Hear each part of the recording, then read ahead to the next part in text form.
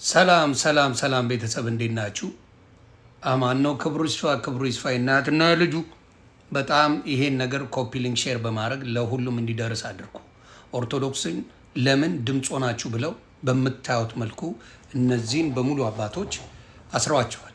የቤተ ክርስቲያናችን የነገረ መለኮት መምህር ተመራማሪና የታላላቅ መጽሐፍ ጸሐፊ ቀሲስ መዝገቡ ካሳን ዶክተር ጨምሮ ሌሎች መምህራን ከሰሞኑ መታሰራቸው ይታወቃል። አሁን ደግሞ ዲያቆን ዘላለም ታየን ጨምሮ በማህበራዊ ሚዲያ ስለ ቤተ ክርስቲያን መረጃ በመስጠት የምናውቀው የሆነ የሰማዕቷ መታሰራቸውን ሚዲያው አረጋግጧል። ተጨማሪ መረጃዎች እንዲደርሱ ይላል። እንግዲህ በምታዩት መልኩ ኦርቶዶክስ ለአርሲ ድምፅ የሆኑትን ገዳዮችን ትተው፣ ጨፍጫፊዎችን ትተው፣ የሚያሰቃየውትን ትተው ኦርቶዶክስን ምን አድርገዋል? ለኦርቶዶክስ ለሞቱት ድምፅ ሆኗል ተብለው ያሉትን መንግስት እያፈነ በምታዩት መልኩ እያሰረ ይገኛል።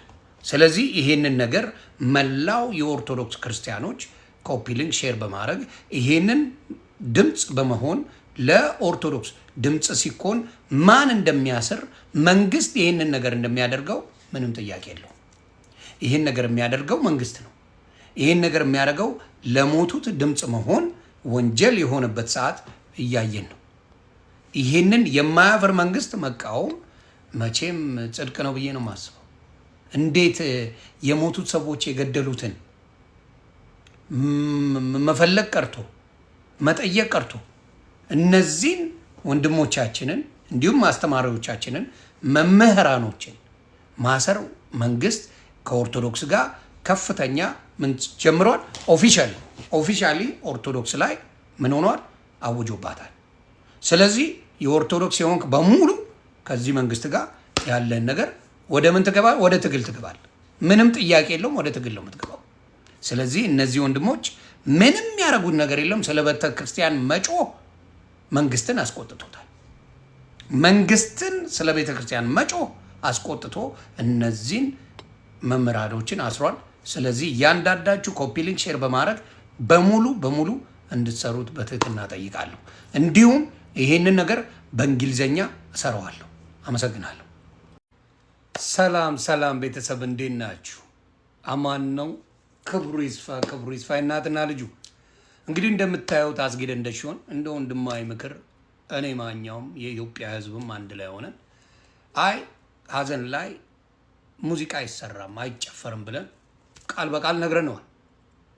እንግዲህ በምታዩት መልኩ ወንድሞቻችን አክብረውን ልጅ ማይክ አልሰራም። በነገራችን ላይ ልጅ ማይክን የምትወቅሱ ሰዎች ልጅ ማይክ አልሰራም። ታደለ ሮባ አክብሮን አልሰራም። እንደምታዩት ሳሚዳን ወንድማችን፣ ቴዶ ዮማሪዮስ፣ ራሄል ጌጡ እንዲሁም ብዙ ሰዎች ቴዶ ምላችሁ ቴዲ የሚባለው ዋና አዘጋጅ የነበረው አልሰሩትም። እንዲሁም እነ ሰይፉ ፋንታሁን፣ አርቲስት ሄኖክ ድንቁ፣ ሌሎችም ሰለሞን አርቲስት ሰለሞን፣ ሌሎቹም መልካም ነገር አድርገዋል። ስለዚህ ያንን አክብረውን ያደረጉ የህዝብ ልጆችን አመስግነን እያለ እሱ ግን አይመለከተኝም በዚህ ጉዳይ ጨፍራለሁ ምንም አታመጡም ካለ በኋላ አሁን ፌስቡክ ላይ ብታዩት እያለቀሰ ነው የሚገኘው። እንዲያርጌ እንዲሆኜ በዚህ ወጡ በዚህ ገብቶ ዘፈንን አንፈልገውም። መጀመሪያ ነበር ምን ይባል መሰለ፣ አሁን ምን ያደርጋል ድስት ጥሎ ማልቀስ ነው። መጀመሪያ ቀድሞ ነበር እንጂ መጥኖ መደቆስ። አሁን ምን ያደርጋል ድስት ጥሎ ማልቀስ ይላል ያራዳ ልጅ ሲተርት። አንተም ሲነገር የህዝብን ድምፅ ብትሰማ ኖሮ ይሄ ሁላ ወቀጣ አይደረስብም። ወቀጣው የደረሰው ደግሞ እውነትን በተመሰረተ ነው። ስለዚህ እዚህ ጋር እንደምታዩት እነ ጆን ዳንኤል ወንድሞቻችን፣ ሌሎቹም በጣም ቡጃ በጣም ወደው ወንድሜ ነው። እነ ዩቲናስ፣ እነ ራቹ፣ ሌሎችም ያሉበት ወንድሞቻችን እናቶቻችን ባሉበት እነ ፍዮናም ነበሩ። እዚህ ላይ አሰባስበው ለጋሞ ቤተሰቦች በመሬት መንሸራተት ለሞቱ አሰባስባለሁ ብሎ ይሄ ሌባ አስጌደ እንደሾ ገንዘቡን እንዲያውም ጆን ዳንኤል ቤት ነበረ፣ ከሱ ቤት ይወጣና በእኔ ቤት ካልሆነ ብሎ በሱ ቤት እነ ጆን ዳንኤል እነ ዩቲናስ ሌሎችም ቁጭ ብለው ነራችሁ ሲያሰባስቡ ቆይተው ቦታው ድረስ ደርሰው ያንን ካደረጉ በኋላ ገንዘቡን አጅሬ ቆርጥሞታል። ደረሰኝ ላክ ሲባል ምንም አይነት ደረሰኝ ማስረጃ አላከላቸውም እና የጋሞ ህዝብ ይህንን ወንበዴ ገንዘባችሁን በሙት ተሳልቆ የሙታንን ገንዘብ የበላ ሌባን ምን ታደርጋላችሁ? ለህግ ታቀርባላችሁ።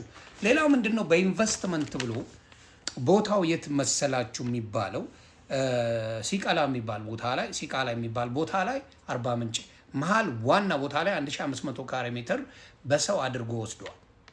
ይህን የወሰደው መሬት እስካሁን አጥሮት ምንም አልሰራበትም። እንዲሁም ብዙ ነገሮችን ከስሯል። ለምንድን ነው የከሰረው? ውስጥ መጥፎ ነው። እያገጠጥክ ምን እያልክ በውስጥ የምትሰራው ግን ተንኮልና መዥገር ሰው ነው። በውጭ ስታይ ሰው ትመስላለህ፣ በውስጥ ግን ብዙ የበደልካቸው ገንዘባቸውን ወስዳ ያልሰጣቸው ብዙ ሰዎች አሉ። የስረጋ ቤትም ተዘግተዋል። በምን ምክንያት እንደሆነ የምታውቀው ይመስለኛል። ስለዚህ አሁንም ምንድን ነው የማስተላልፈው መልእክት 1500 ካሬ ሜትር ከዛ ቦታ ላይ የተነሱ ምስኪን ሰዎች ደሃ ሰዎችን ቤት ሰጥቻቸው ሆቴል ሰራበታለሁ ብሎ ሲበጠረቅ የነበረ ሰው እስካሁን ድረስ ወዳጁ ማን ይባላል መሰላችሁ? የዛ ርዕሰ መስተዳድር ስሙ ጥላሁን ከበደ፣ የጋሞ ርዕሰ መስተዳድር እሱ ነው ይህን ነገር ያስረከበው። ስለዚህ እስካሁን የተሰራበት ነገር የለም። ህዝቡም እዛ ላይ የነበረው ሰዎች ተፈናቅለው ይገኛሉ። ስለዚህ ያንን መሬት ለህዝብ እንዲመለስ ጥያቄ አቀርባለሁ። የህዝብ ነው፣ ህዝብ ይመለስ፣ ወይም ደግሞ ሌላ ኢንቨስተር መጥቶ የሚሰራበት ቦታ ላይ ሰርቶ ለህዝቡ የሚጠቅም ነገር ቢያደርጉበት መልካም ነው ብዬ አስባለሁ። ስለዚህ የጋሞ ህዝብ የሆናችሁ አርባ ምንጮች እኔ በጣም ነው የምወዳችሁ ማከብራችሁ። ደቡብን በጠቅላላ የምታውቁት ነገር ነው። ስለዚህ ይህን ሰውዬ ስለዛ ወገኖቻችንን ገንዘብ የበላበትን አንቃችሁ ለህግ እንድታቀርቡት ስል እጠይቃለሁ። ነግረንህ ነበረ፣ ተው ብለን ነበረ፣ አልሰማ ብልሃል። ጉድን እያንዳንዱ አምጥቶ ዘርግፎልኛል እና ሰላማችሁ ይብዛ። በዚህ አጋጣሚ ድምፅ የሆናችሁ በሙሉ ለኦርቶዶክስ ተዋህዶ እጅግ አድርጌ አመሰግናለሁ። ክበሩልኝ። መልካም ጊዜ ይመቻችሁ። አድርሱልኝ፣ ለአርባ ምንጭ መስተዳድር አድርሱልኝ፣ ለጋሞ። ስለዚህ ይህን መሬት መጀመሪያ አስመልሱ፣ የህዝብ ንብረት ነው። ሁለተኛ ገንዘቡን የተዋጣውን በሚሊዮኖች የተዋጣውን ገንዘብ ይሄ ሰውዬ በልቶታል። ያንን ነው ምላችሁ። ክበሩልኝ።